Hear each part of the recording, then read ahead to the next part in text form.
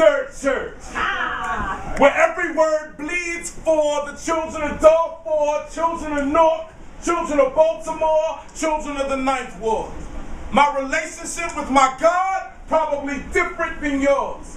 So you can find me in the back, double-fisted, some fine spirits. You get it twisted, think I'm not coherent. Then watch me get up on the stage and rip it. I am the definition of debauchery. Still I find time to worship properly. Find time to align my soul with prophecy. So when it's all said and done and y'all are viewing the body, I only ask that you speak over me honestly. They say the writer dies when he has nothing left to write. That means I'm closer to death every time I touch a mic. And I'm fine with that. I am reincarnated in the souls of every writer I have ever inspired. My ink, their pain, even if I'm never acknowledged as one of the greatest writers of my age. Consider this my eulogy, a definition of my worth, until they put me back in the only congregation that matters, the Dirt Church. Second service. CDs and DVDs are available for purchase. This is elevator music, meant to pacify your soul. From porches you used to play on to porches you now own. You were young, now you grown. Ain't got no time for ohms, peace and blessings, candles and incense. I don't know near nothing about none of that bullshit. I'm from a city where even living is a challenge. Cause your life expectancy is lower than your car's miles per gallon. But I'm a hybrid, plugged directly into where God lives.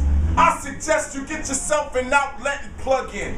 I suggest you get yourself an outlet before the pressure builds. Pressure from your job, pressure from your kids, pressure from your bills. Because when the pressure builds, the pressure kills. My blood pressure is 180 over heaven's gates. If you watch long enough, you might see me levitate. My poetry is elevated to a place where you might not be able to relate. It gets less oohs and ahs, more crowds looking at me odd. But what exactly is the poet's job?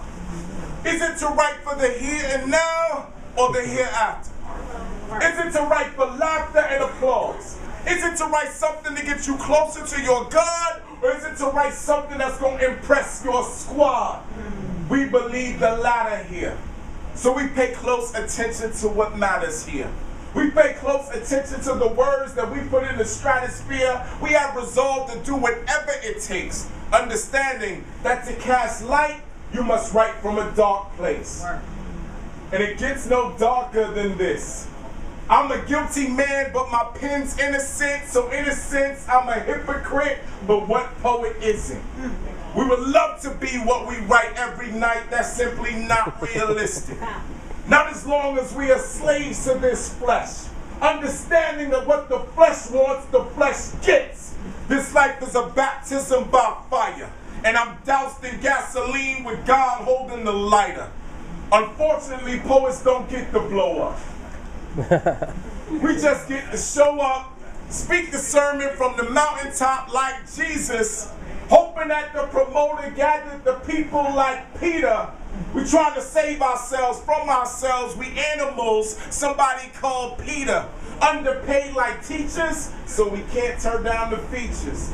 Even if we show up at the airport, there's no one there to greet us. Show up at the venue, there's no one there to see us, because too many false prophets showed up before us, promised the people healing, all they gave was more torture. Said it was holy water, that was crap. It was just tap, and a genre where real don't always recognize real. Ask Gemini how he feel, knowing he got a message, but the people yelling recession. So all poets are stressing, not only for ourselves, but because our people missing a blessing. Poetry is not a profession, it's the pursuit of perfection. Whether live on stage or in studio session, we ask God for direction to try to spit something to give the people's minds an erection. And that's hard. Welcome to the Dirt Church second service. Approach me, don't be nervous. This scowl is just a mask I use to keep people that are fake out of my personal space.